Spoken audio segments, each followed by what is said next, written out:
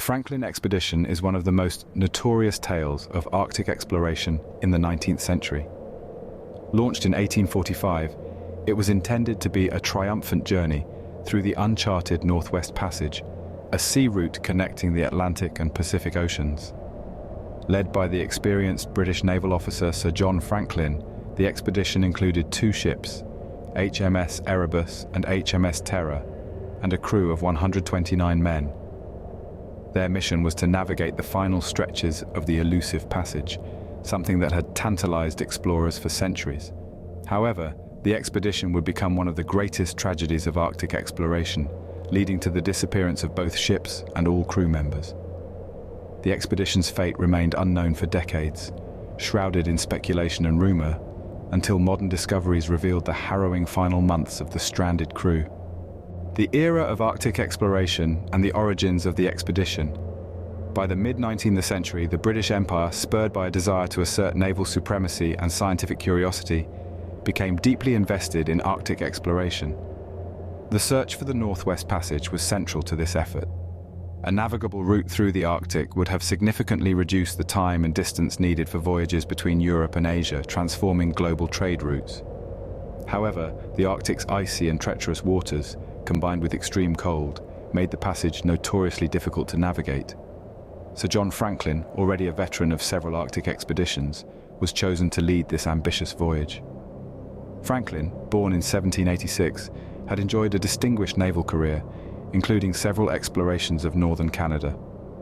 Although his previous Arctic expeditions had not been without hardship, his 1819 overland expedition ended in starvation and cannibalism, he was still considered one of the most experienced Arctic explorers of his time.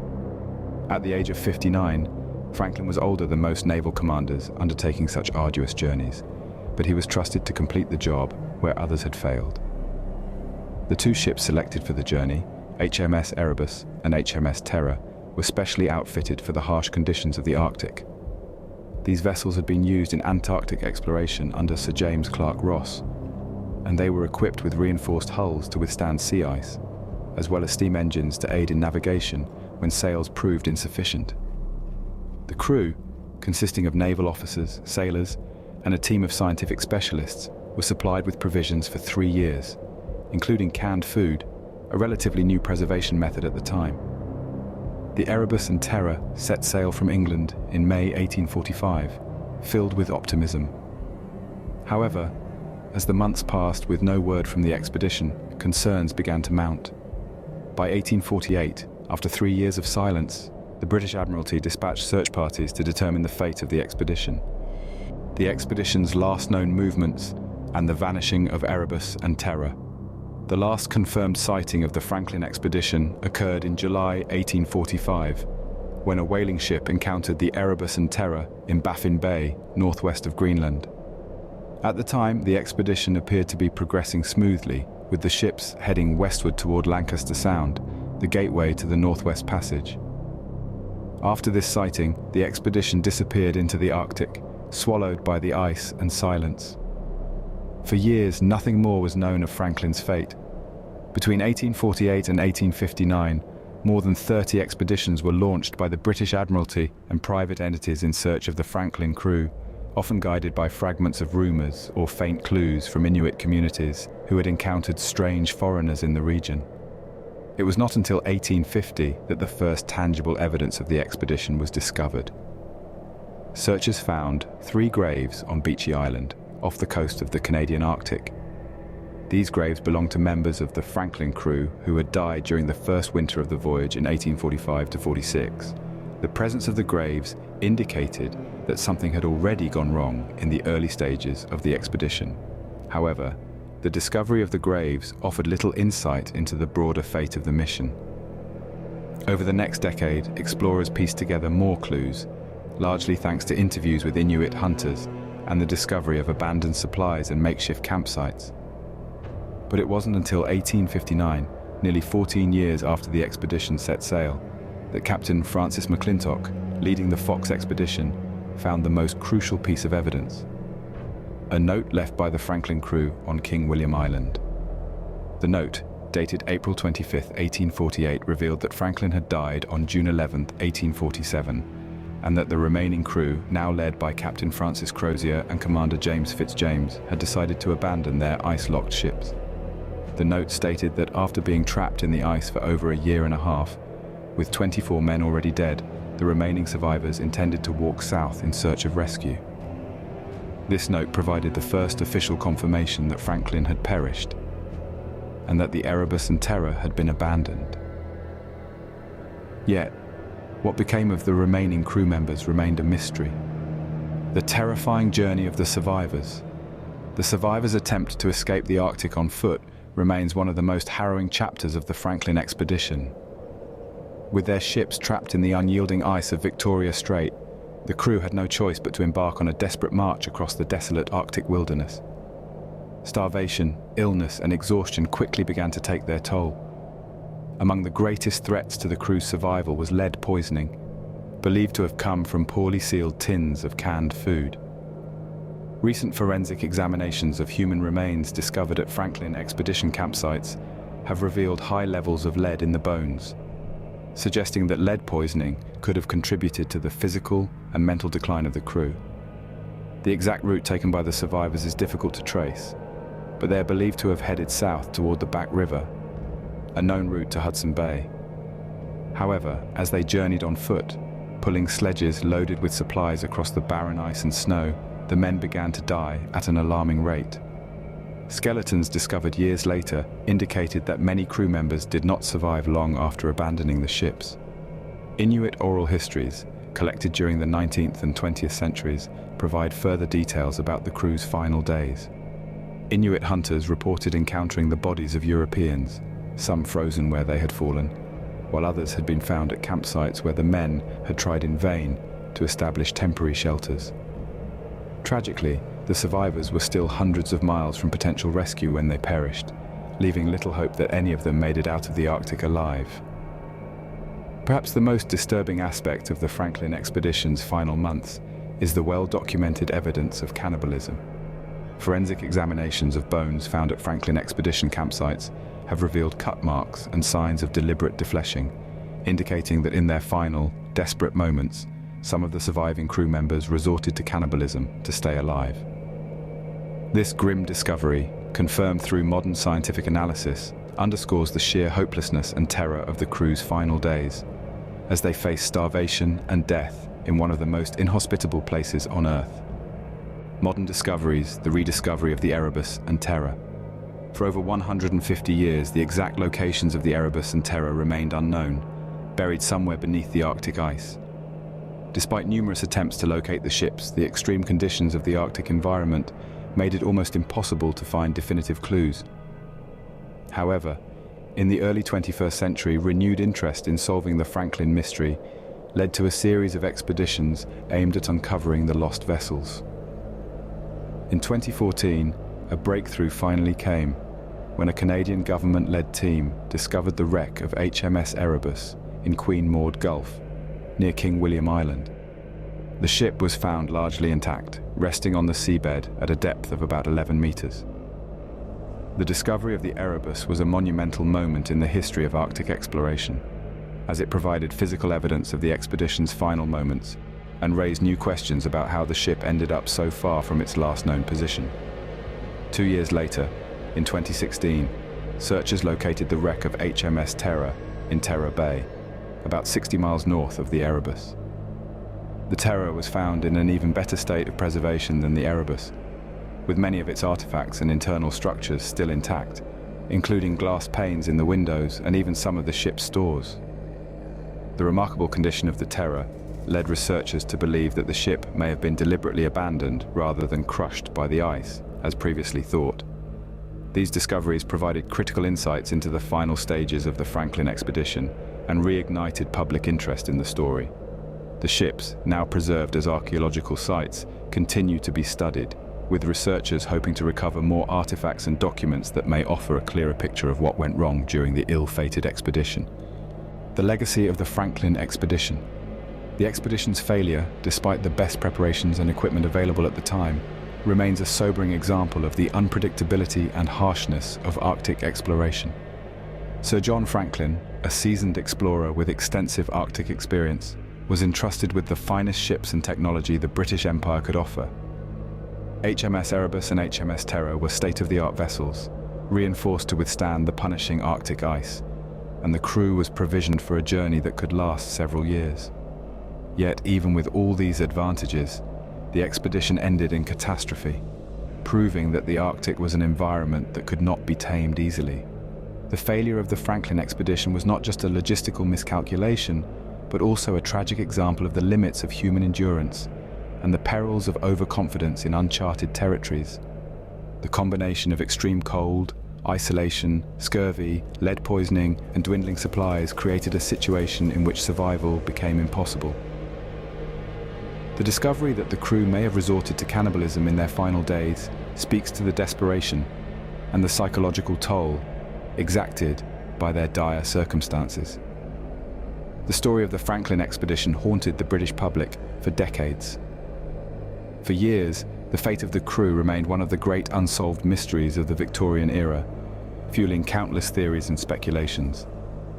The British Admiralty, under pressure from Franklin's wife, Lady Jane Franklin, spared no expense in searching for the lost expedition. The numerous rescue missions sent in the 1850s, though ultimately unsuccessful in saving the crew, contributed immensely to the mapping of the Arctic. Many of these expeditions filled in the blanks on Arctic charts and provided invaluable information that later explorers would use. The sheer scale of the search for Franklin and his men also contributed to the increased awareness of the Arctic's formidable geography. While the search missions may have failed to rescue Franklin's crew, they inadvertently advanced geographical knowledge and brought the Northwest Passage closer to being fully charted. The Northwest Passage and later expeditions. The Franklin expedition's failure to find the Northwest Passage was a significant blow to the British Empire's ambitions in the Arctic. However, the dream of finding a navigable route through the northern seas persisted. Ironically, the region Franklin had explored was later proven to be part of the Northwest Passage. Though Franklin and his men never completed the journey, their efforts paved the way for future explorers to finally achieve what Franklin set out to do. In 1906, Roald Amundsen, the Norwegian explorer, became the first to successfully navigate the entirety of the Northwest Passage. Amundsen's success owed much to the lessons learned from Franklin's failure. Unlike Franklin, who relied on large, well-provisioned ships, Amundsen used smaller vessels and adopted survival techniques from the Inuit, including the use of dog sleds and fur clothing, to traverse the treacherous Arctic landscape. The adoption of local knowledge and the emphasis on flexibility and exploration strategies were key factors in Amundsen's success.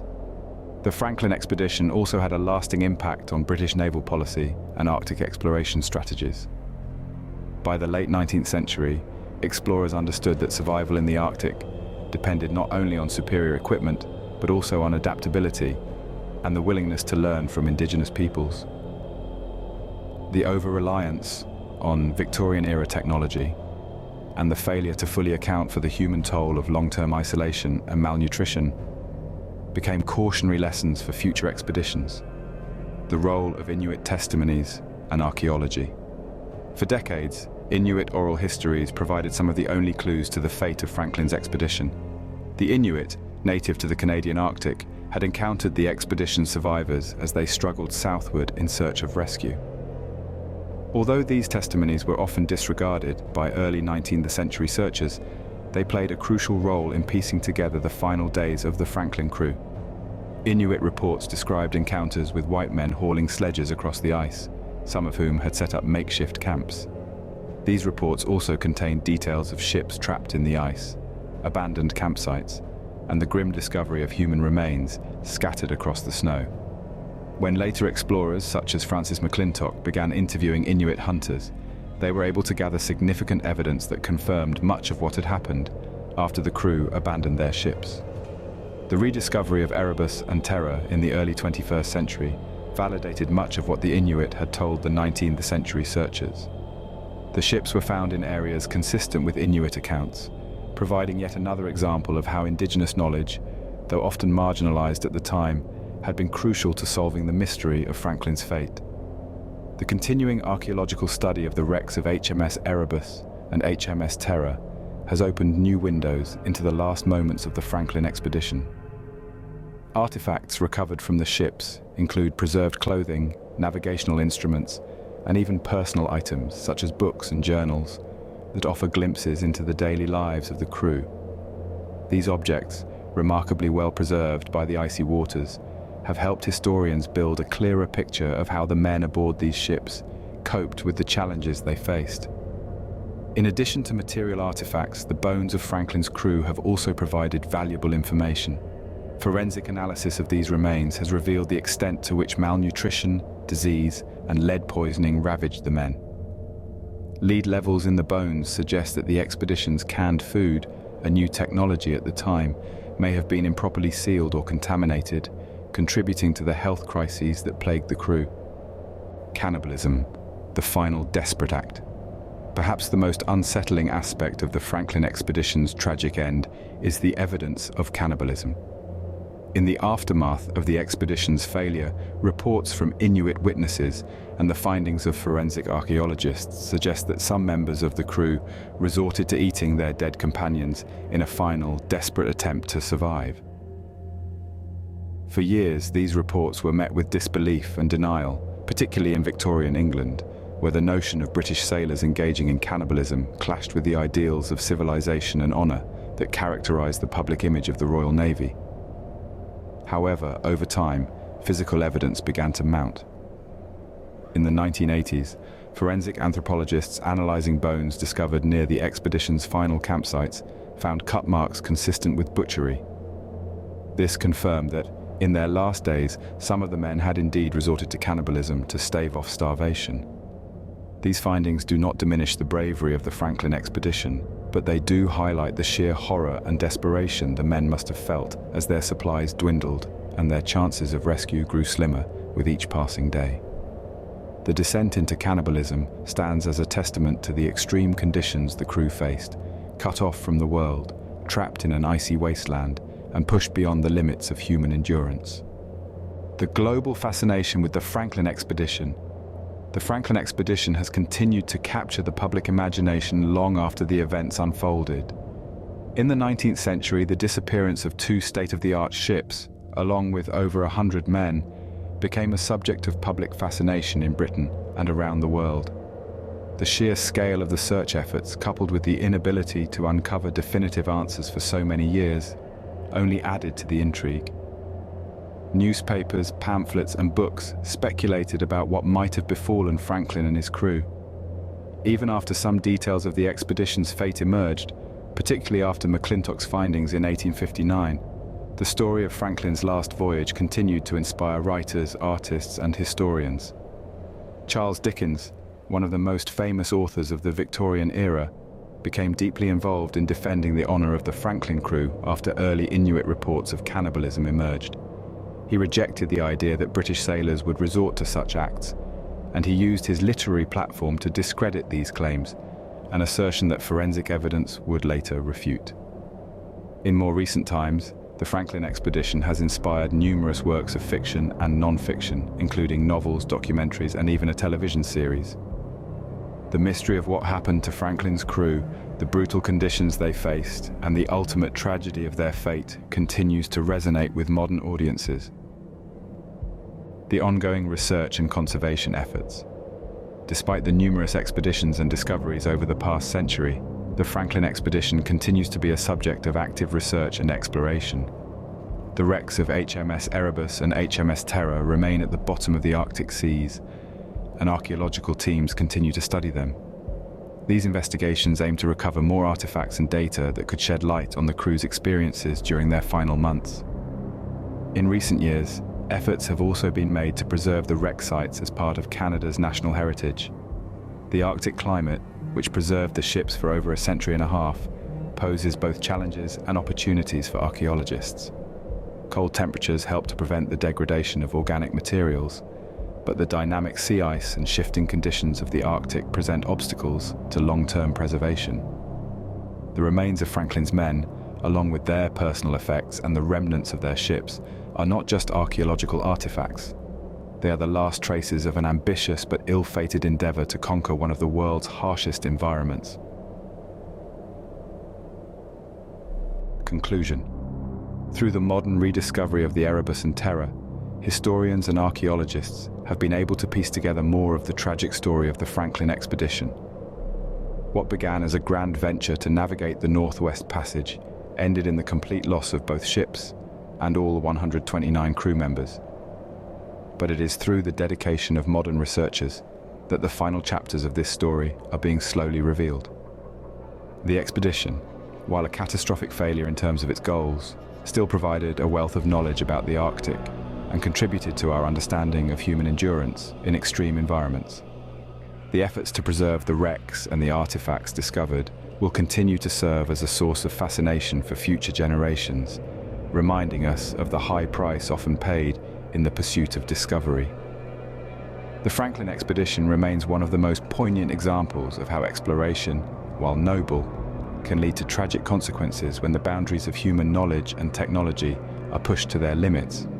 Yet, despite its failure, it stands as a powerful symbol of human ambition and the enduring mystery of nature. Thank you for spending time with us through Spookscope today. Feel free to share your wisdom and knowledge in the comment section, and don't forget to subscribe to the channel and share it with your friends and family.